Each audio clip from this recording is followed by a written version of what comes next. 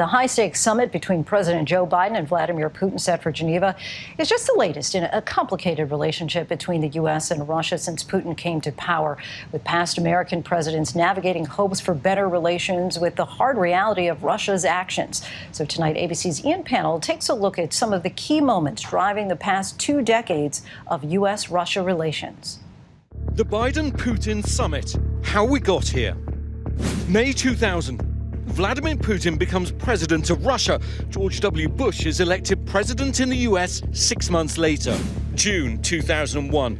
Putin meets with Bush for the first time for a summit in Slovenia. I looked the man in the eye. I found him to be very straightforward and trustworthy. We had a very good dialogue. I was able to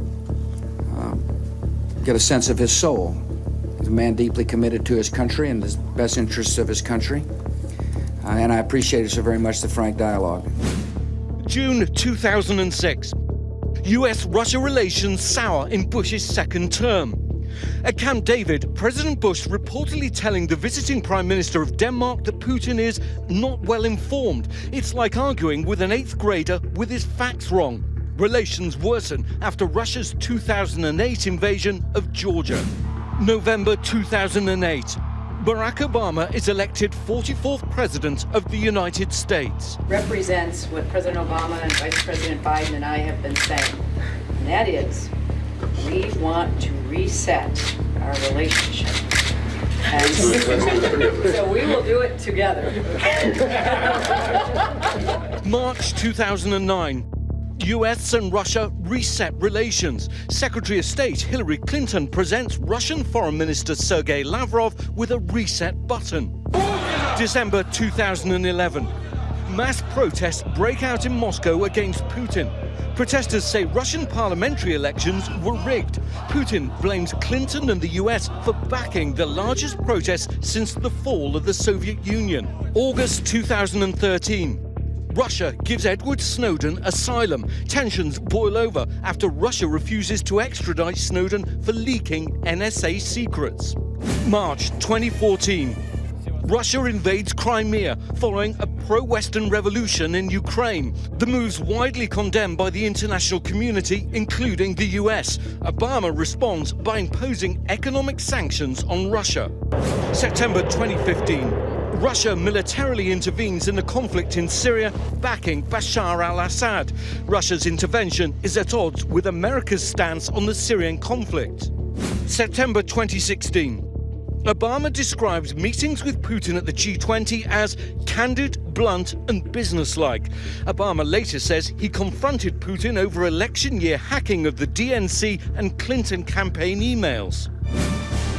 November 2016, Donald Trump's elected the 45th President of the United States. Putin wastes no time in congratulating Trump. March 2017, FBI Director James Comey appears before the House Judiciary Committee. He confirms for the first time that the FBI is investigating Russia's efforts to intervene in the 2016 presidential election. That the FBI, as part of our counterintelligence mission, is investigating the Russian government's efforts to interfere in the 2016 presidential election.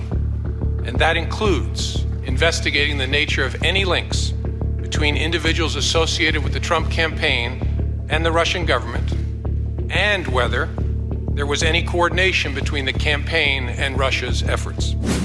May 2017.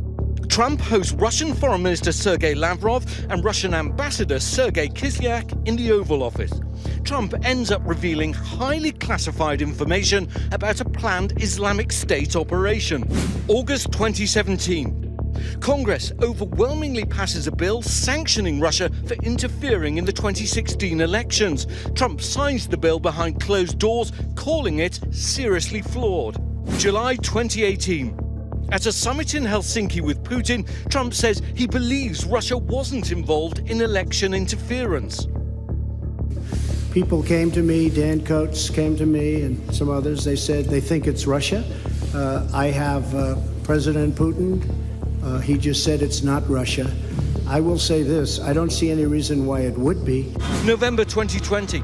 Joe Biden's elected the 46th president of the United States. Putin sends Biden a telegram congratulating him. March 2021. President Biden sits down with George Stephanopoulos and re-ups his criticism of Putin, recalling an interaction from 2011. I was alone with him in his office, and that's how it came about. It was when President Bush had said, "I've looked in his eyes and saw a soul."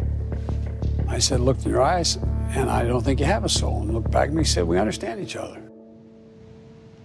Such a well-done timeline by Ian. It puts it all in perspective for us.